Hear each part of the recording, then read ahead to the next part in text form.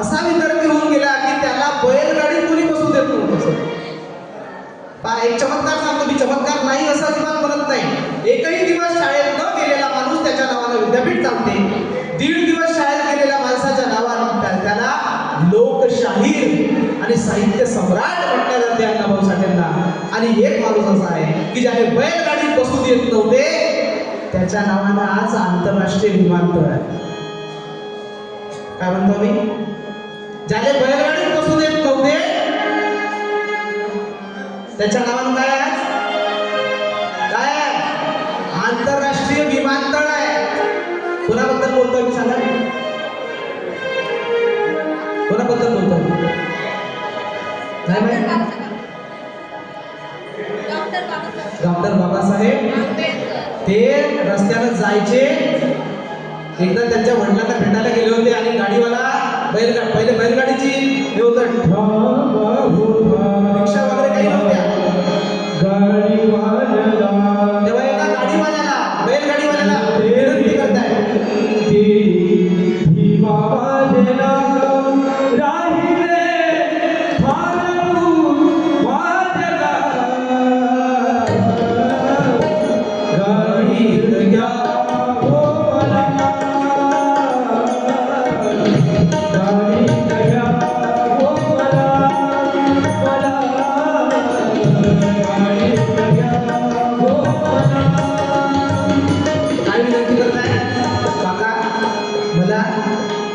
तुमच्या गाडीत बसू द्यावं, माझ्या वडिलांना मला भेटायला जायचं आहे. आणि बसवलं दिसवलं त्याला गाडीवाल्यानं, कारण हा सूट कुठं होता टायमध्ये बहुता त्याला बसवलं. पण बघ चालता चालता काय म्हणे, गाडीवान बोले जात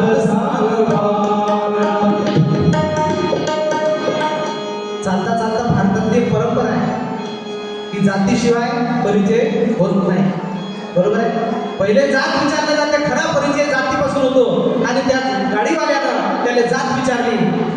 गाडीवान बोले जात सागवा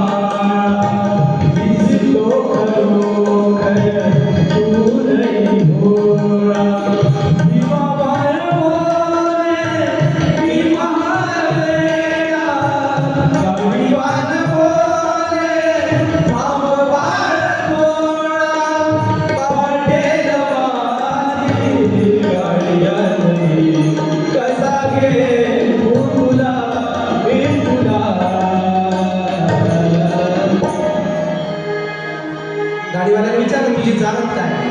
आणि त्या छोट्याशा मुलाला सांगितलं माझी जात महार आहे. काय आहे? महार आहे. महार बसला की काय म्हणतात, काय व्हायचं? गाडी वाटायची. त्या गाडीत दुसरं कोणी बसायचं का? नाही बसायचं.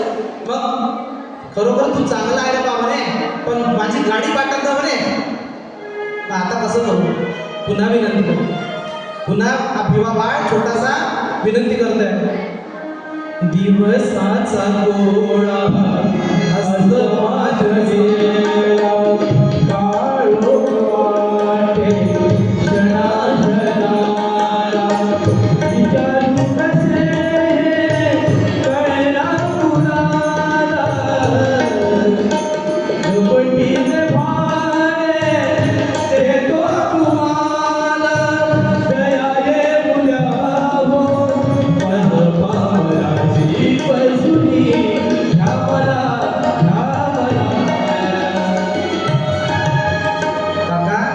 तुम्हाला दुप्पट भाडं देतो. काय देतो? 5 रुपये भाडं असेल तर मी 10 रुपये देतो. 20 रुपये असेल तर 40 रुपये देतो. पण मला गाडीमध्ये येऊ द्या, कारण माझ्या वडिलांना भेटायला जायचं आहे. आणि जर मी गेलो नाही तर रात्र होत आहे, काळोख होत आहे, मी राहील कुठं? गाडीत या मला गाडीत या डोळ्यात पाणी आलं आणि पाण्याभरल्या डोळ्यानं विनंती करते की मला गाडीत येऊ द्या. तेव्हा कसं तरी मॅनेज केलं. गाडीवाला म्हणे तू म्हणे गाडी चालव स्वतः, मी त्यांच्या गाडीत बसत, तू गाडीत बस, बैलाचे कासरे पकड, तूच गाडी हकल, मी पायी पायी चालत. आणि तो गाडीवाला पायी चालला आणि हा त्या गाडीत बसून तिथपर्यंत गेला आणि शेवटी आपल्या बापाला भेटला. काय हाल होते बघा. म्हणून आदर्श ठेवायचा असेल तर कोणाचा ठेवा? कोणाचा ठेवा?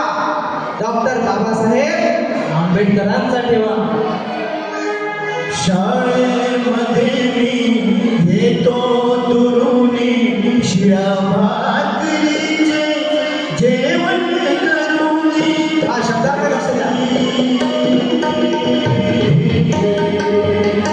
गर्दीमध्ये मी जन्मास आलो डबा पाठवू मधला शाळेमधून दुसऱ्या परीने वर्गामध्ये पुढाकार घेऊ कसा घरी परतून जाऊ कसा घरी परतून जाऊ कसा.